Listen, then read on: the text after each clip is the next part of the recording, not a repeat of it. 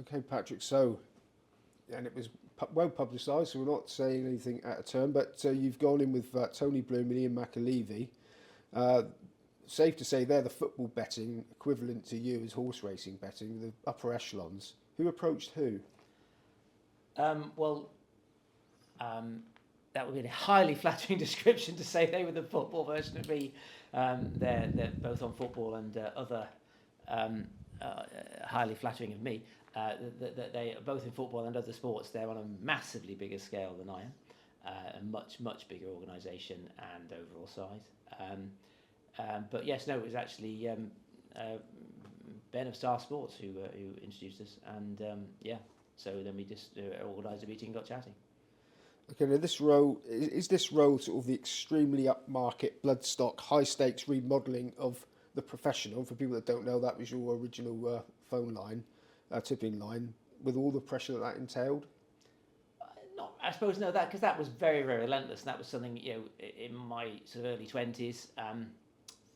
Because then of course your head's on the block, all the time.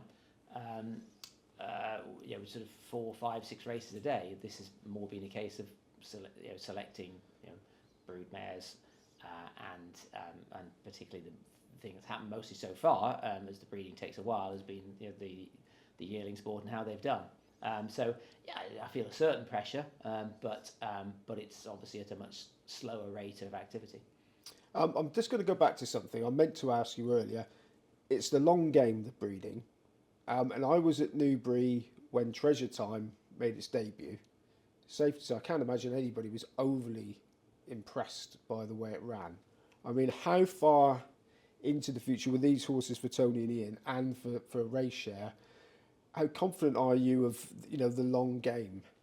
Well, that's different horses, different situations. As it happens, we haven't particularly bought in either of those directions many very precocious horses that were going to blitz out early.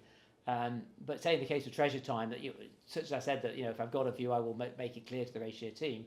I was absolutely, very strong from the outset. That was a horse who was going to progress massively over time. He ran much better on his second start, but yeah, he was always one that there was a big view that he would go forwards, and he fortunately has, yeah.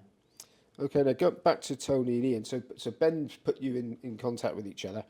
Now, this is not blowing smoke up your backside, but I'm assuming that you're used to being the cleverest guy in the room a lot of the time. So how's the dynamic with Tony and Ian? Well, I suppose I wouldn't be making that assumption in that company. Hopefully, it's not something I rate in any company. That what you want to be doing is concerning yourself whether you're with sort of good people, good in the sense they're good, and good in the sense they're good to be around. But certainly it's been. The lucky pin has been very fortunate so far, and so it's been extremely enjoyable.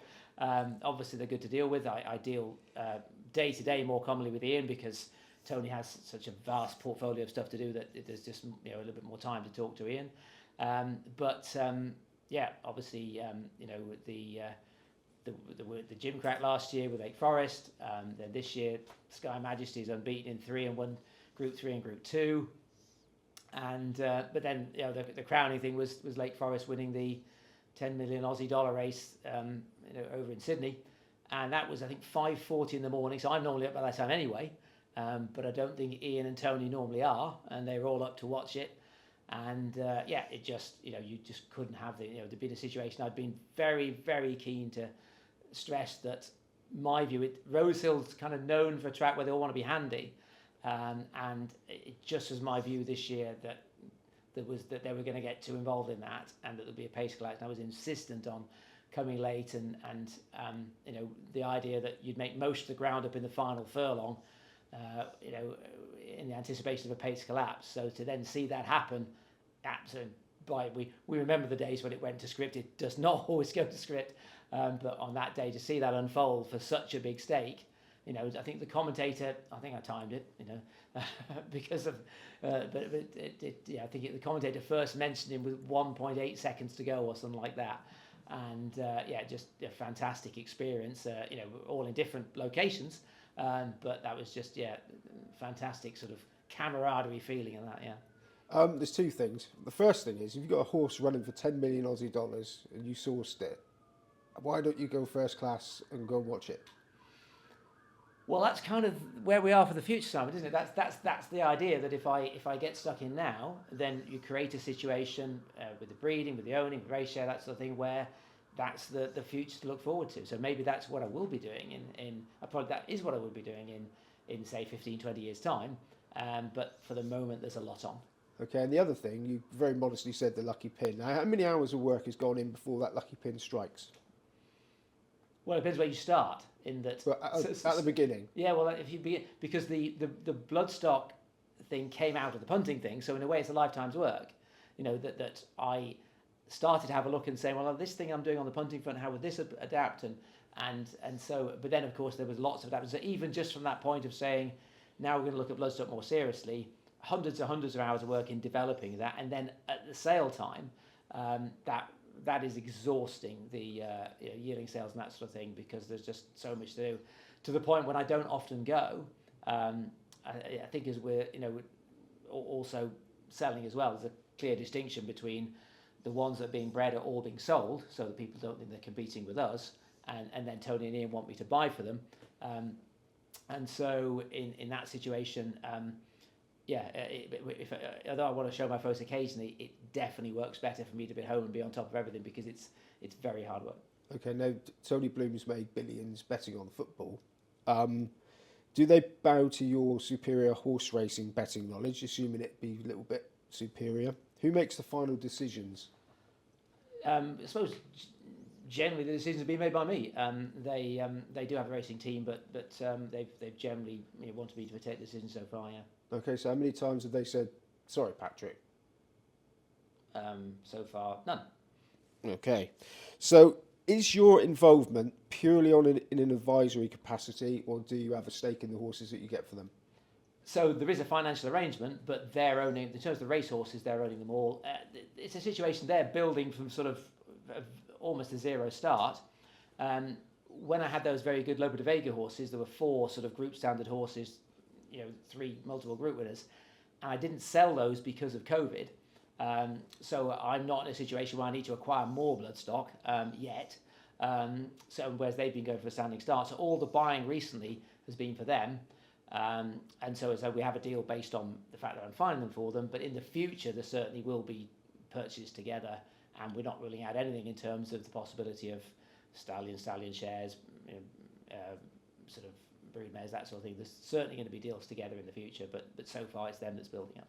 So I'm assuming with all the analysis that you've done prior to, to buy the horse, and then when the horse is running, that you'd have a fairly good idea of what its tactics should be to get the best out of it. Do you get involved in that way? Are you sort of telling advising the trainer and the jockey as to how to run the race? Well, again, a bit like sort of ratio and that sort of thing. I'll certainly state a view when I have one. I think one of the things with trainers is that because they're seeing the horse every day, most of the time their view is going to be probably the dominant one. In the far as in terms of the horse's condition, that sitting in my office, I'm not the one judging on whether a horse has had too many races, needs a longer break, shorter break between races, that sort of thing. So that horse condition situation very much needs leading to the trainer. And equally, they will have strong views about whatever it be, distance going, that sort of thing. I think the skill as an owner is to be able to back off a lot of the time, but some of the time we will need to go in and say, strong view about this. And it's picking those times when to say, in this case, we would like this race or this tactic and that sort of situation. Now, I expect that if you rang Ben and said, Ben, you put us all together, we've got one, we'd like to have X amount on. No one's going to be very keen to have a bet from you guys. So has this gone beyond gambling? Is the betting now on the outcome of the breeding and the ongoing project, or is there still betting? Oh, very much so. There's absolutely no interest in landing punts here. Again, with Tony and his horse, I'm not backing them at all. I think they probably would have a bet themselves, but they know that's a tiny percentage of their overall. They've obviously invested plenty of money into this project, and they very much know the betting is to some extent almost an afterthought. It is very much about enjoying and hopefully being financially successful in that Bloodstock world. Okay, now recently we've had Safer Gambling Week, and the message has been that that gambling has never been a way of making money. I'm sure you must have had a bit of a wry smile at some of those messages. Do you see them? Well, I mean, we have to take those seriously. That there is a reason for that. That obviously we want gambling to be safe. It's important. Not enough has been done to stress the point that gambling on horses is a lot more safe than gambling on slots, casinos, roulette, that sort of thing. And it's not for me to raise again that there have been some conflicts of interest there as to why that situation hasn't been raised more. But yeah, hopefully that is going to be. We've already seen, I think, in the news today that there are going to be restrictions on stakes on online slots and casinos. But all gambling contains some risk, in the same way as drinking is something that provides mass pleasure in the UK, but it has a risk, if it's done to excess. And so I don't think it's appropriate for me to, look down on that statement, because it is good advice that if you're not very, very involved in betting professionally, it's not that you shouldn't aim to make a profit, but you shouldn't aim to see it as your living or something that's going to change your financial status, unless you're somebody who has put an awful lot into it. And so that general advice as being it's something that people should enjoy. Sure, they might be hoping to have a winning month, year, sort of week or lifetime, but it should be done at a level that's not aiming to change your finances if you're not very seriously involved professionally. I mean, considering that the horse racing industry is basically funded by gambling, do you think that people need to aspire to be able to win, in the bookmaking industry pushing out a message that there's never a way to make money? If you're told that you're guaranteed to lose, who's going to bet? I mean, would you think it's a shot in the foot for the industry? I know they're doing the right thing, but no, I think people can recognise that for what it is. That they're saying that essentially they're saying be safe, and I don't have a problem with that message. I think a lot of life has changed in terms of the expectations that we will conduct ourselves safely in many ways, and that people are expected to sort of tread more nicely through the world in general. So I don't think that people will still be determined to follow their plan, and but the majority of people seeing gambling as a flutter. Some people, yes, they may be intending to win, but I generally think that's good advice, and people will understand the context. Okay, final couple of questions. If you were still able to sail away betting what you liked and making a nice living gambling, do you think you would have made that extra step into the Bloodstock, or was that something that was a natural progression, do you think? Just as you asked that, had the thought of, has that therefore turned out to be a good thing? Because, certainly although my margins are good, the turnover's gone way down the last few years. That's going to change in Hong Kong. But whether without that happening, whether I would have I possibly would have done. And I mean, I did come across the edges. So the Lope de Vega project 2017, that was before there was much difficulty with the punting situation in terms of liquidity. But so it would have happened to an extent, but it's probably happening to a greater extent now because of that. And then possibly if the Hong Kong situation had started 2 or 3 years sooner, that might also. But hopefully for the best, in that I really have enjoyed this Bloodstock side of it. It's not all about the financial bottom line. So maybe in some senses that's been a good thing. Yeah. And finally, have you been looking at real estate in Hong Kong?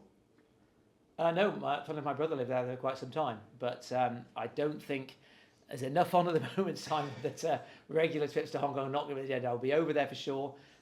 Again, they're very helpful. They've offered me a track walk to meet their wagering team, track walk at both tracks. I have some contacts over there, sort of from the sort of punting world and that sort of thing. And so I will go over, but I suspect it'll be one trip in the first year and one trip in the next 5 after that. We'll see. And the immediate project to finish is to actually get started. Yes, that's we're preparations are underway, but even then, I wouldn't even guarantee I'll start in September, probably. Well, the last time we spoke was 2 years ago. Can I book you in again for the next 2 years and see how we've gone? Yeah, a couple of years' time, we'll see how we're going. yeah, there's a lot to get done before then, but yeah, we'll get on with it. Brilliant. Patrick Veitch, thank you very much. Thank you.